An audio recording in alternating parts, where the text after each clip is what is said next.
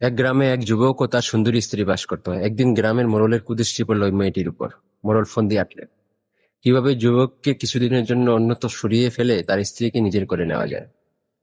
কয়েকদিন পর এক আসরে মোড়ল আলোচনায় তুললেন যে শহরের একটি পরিচিত ফ্যাক্টরিতে কিছু লোক নিয়োগ দেওয়া হবে। কে কে যেতে চাও সেখানে?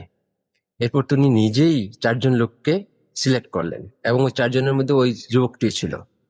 কয়েকদিনের মধ্যেই তারা রওনা দিল। সেদিন রাতেই মোড়ল চুপি চুপি ওই যুবকের বাড়িতে গেলেন।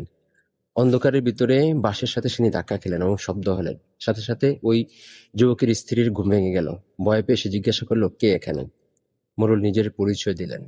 মেয়েটি অবাক হয়ে বললেন, এত রাতে সব ঠিক আছে তো? মোড়ল আসল উদ্দেশ্য প্রকাশ করলেন, তোমাকে দেখার পর থেকে আমার মনে শান্তি নেই, তোমাকে পাওয়ার জন্য আমি ব্যাকুল হয়ে আছি। মেয়েটি অত্যন্ত দৃঢ় চিত্ত কণ্ঠে বললেন, ভালোবাসা চাইলে ঠিক আছে, তবে আগে আমার একটা প্রশ্নের উত্তর দিন। যদি উত্তর দিতে পারেন তবে আমি আপনার সব ইচ্ছা পূরণ করব। মোড়ল খুশি হয়ে বললেন, বলো। মেয়েটি বলল, মাংস নষ্ট হওয়া থেকে রক্ষা করতে আমরা লবণ ব্যবহার করে থাকি, কিন্তু প্রশ্ন হলো লবণই যদি নষ্ট হয়ে যায় তাহলে মাংসের পচন থেকে কে রক্ষা করবে? মোড়ল গভীর চিন্তায় ডুবে গেলেন। একদিন এক রাত ভাবলেন, কিন্তু কিছুতেই তিনি কুল কিনারা করতে পারলেন না। পরদিন আসরে তিনি সবাইকে প্রশ্নটি করলেন, কিন্তু কারো কাছ থেকে সন্তোষজনক উত্তর এলো না। এক কোণে বসে থাকা এক বৃদ্ধ নীরবে তাকিয়েছিল। মোড়ল তাকে জিজ্ঞাসা করলো, আপনি কিছু বলছেন না যে? বৃদ্ধ উত্তর দিলেন, কারণ এটা কেবল একটা প্রশ্ন নয়, এটা একটা নীরব বার্তা। পুরো ঘটনাটা আমি জানি। মেয়েটি আমাকে সবকিছু খুলে বলেছে।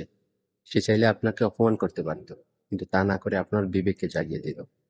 তারপর তিনি ব্যাখ্যা করলেন যে লবণ মাংস পচে যাওয়া থেকে রক্ষা করে, কিন্তু লবণ নিজে যদি নষ্ট হয়ে যায় তবে মাংসকে রক্ষা করবে কে?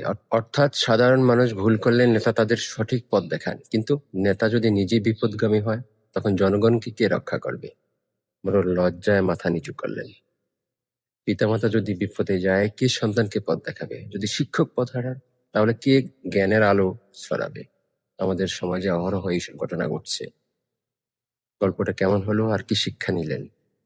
সুন্দর করে কমেন্টসে জানাবেন। ভালো হলেও জানাবেন, মন্দ হলে জানো। ফলো করে পাশে থাকবেন পরবর্তী গল্পের জন্য।